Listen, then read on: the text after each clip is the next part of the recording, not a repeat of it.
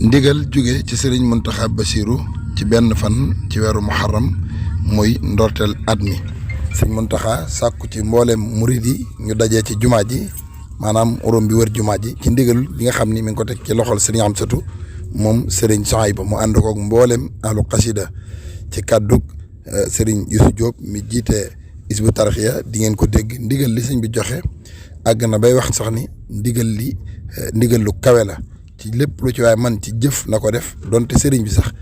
jëf na ci loo xam ne mën naa defar bés bi waaye yéene gu mu yéene taalibe yi ñu barkeelu ci tax na ñu koy yëgal ñëpp benn fan ci weeru muharram fan lay koy amale ci jumaay sëriñ Tuubaa ji xëy ba takkusaan di jàng xasida sëriñ bi nag wax na ni ci wàllu yëg na ci lu kawe tax na mi ngi koy digal taalibe yëpp ñu teewlu sëriñ Youssou Diop. maanaam ñii ne fa ñi nga xamante ni mooy seen Ibra Guèye ak si Abdou Lahad Touré fekke ko loolu doon naa mbégte mu xamante ne kenn xamul fu mu toll. kon man ci ndigalal seen moom seen Amsatu mii ma leen di wax ne ndigal jóge na ci seen Cheikh Mamadou Mountakha jox na ndigal seen Amsatu mii mu ànd ko boo dem koo xamante ne da ngay liggéey ci xasida yi ñu xam ne bis a ngi suñu kanam bis boo xamante ne dañ fas yéene lim ci xasida yi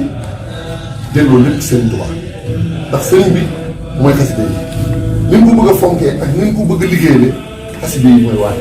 kon ndigal laa goog ñu bokk waajal ko benn fan ci weeru muharram maanaam